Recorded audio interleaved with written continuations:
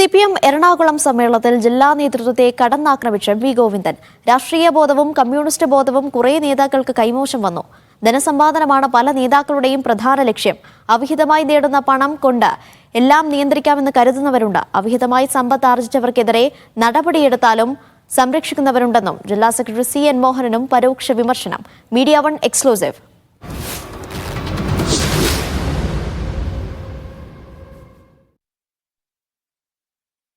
കൂടുതൽ വിവരങ്ങൾ ശുക്കൂർ, എന്തൊക്കെ വിമർശനങ്ങളാണ് MV ഗോവിന്ദൻ ഉന്നയിക്കുന്നത്? എറണാകുളം ജില്ലാ സമ്മേളനത്തിൽ പ്രതിനിധികളെ അഭിസംബോധന ചെയ്തുകൊണ്ട് സംസ്ഥാന സെക്രട്ടറി MV ഗോവിന്ദൻ നടത്തിയ പ്രസംഗത്തിലാണ് ജില്ലാ നേതാക്കളുടെ പണത്തോടുള്ള ആർത്തിയും ഒപ്പം തന്നെ പദവികൾ അവിഹിതമായി സമ്പാദിച്ച പണം കൊണ്ട് നേടിയെടുക്കാനുള്ള ശ്രമങ്ങളും അദ്ദേഹം വിശദീകരിച്ചത്.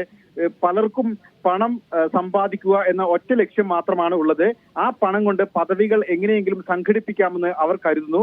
കമ്മ്യൂണിസ്റ്റ് മൂല്യവും അതുപോലെ തന്നെ രാഷ്ട്രീയ ബോധവും പലർക്കും കൈമോശം വന്നുപോയി. ഒരു കാരണവശാലും CPM-നെ പോലുള്ള ഒരു പാർട്ടിക്ക് ഇത് വെച്ച് പൊറുപ്പിക്കാനാവില്ല എന്ന് അദ്ദേഹം തീർത്തു പറഞ്ഞു.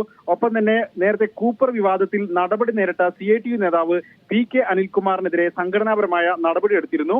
എന്നിട്ടും അദ്ദേഹത്തെ CPM-ന്റെ എറണാകുളം ജില്ലാ കമ്മിറ്റി ഓഫീസിന്റെ ബ്രാഞ്ചിൽ ജില്ലാ സെക്രട്ടറി സംരക്ഷിച്ചു എന്ന ഒരു വിമർശനവും പിന്നീട് ഉയർന്നു. അക്കാര്യം കൂടി ചൂണ്ടിക്കാട്ടിയാണ് സംസ്ഥാന നേതൃത്വം നടപടിയെടുത്താൽ പോലും ചിലരെ സംരക്ഷിക്കുന്ന സാഹചര്യം ഇവിടെയുണ്ട് തുടങ്ങിയ കാര്യങ്ങൾ കൂടി അദ്ദേഹം വിശദീകരിച്ചത്. ഒപ്പം തന്നെ സംഘടനാ റിപ്പോർട്ടുമായി ബന്ധപ്പെട്ട ചില പ്രധാനപ്പെട്ട കാര്യങ്ങൾ കൂടിയുണ്ട്. അത് സംഘടനാ റിപ്പോർട്ടിൽ പ്രധാനമായും പാർട്ടിയിലെ സംഘടനാ വിഷയങ്ങൾ കൂടി പ്രധാനപ്പെട്ട വിഭാഗീയത അടക്കമുള്ള പ്രശ്നങ്ങൾ വിശദീകരിക്കുന്നുണ്ട്. ഒപ്പം തന്നെ രാഷ്ട്രീയ റിപ്പോർട്ടുമായി ബന്ധപ്പെട്ട് പ്രധാനപ്പെട്ട പറയാനുള്ള ഒരു കാര്യം, ജില്ലയിലെ ക്രൈസ്തവ വോട്ടർമാർ പാർട്ടിയിൽ നിന്നും കാര്യമായി അകന്നുപോയി എന്നുള്ള ഒരു സ്വയം വിമർശനമാണ്. കാസ അടക്കമുള്ള ചില ഗ്രൂപ്പുകൾ മഴവിൽ സഖ്യമായി രൂപാന്തരം പ്രാപിച്ച് പാർട്ടിയെ കടന്നാക്രമിക്കുകയും ഒറ്റപ്പെടുത്തുകയും ക്രൈസ്തവ വിഭാഗങ്ങൾക്കിടയിൽ ഒറ്റപ്പെടുത്തുകയും ചെയ്യുന്നു എന്ന ഒരു കാര്യം കൂടി റിപ്പോർട്ടിൽ പരാമർശിക്കുന്നുണ്ട്. സമ്മേളനം 2 ദിവസം കൂടി തുടരും. നാളെ മുഖ്യമന്ത്രി അടക്കമുള്ളവർ സമ്മേളനത്തിൽ പങ്കെടുക്കുമെന്നാണ് അറിയുന്നത്. പൊതുചർച്ചയും നാളെ തുടരും. ശരി.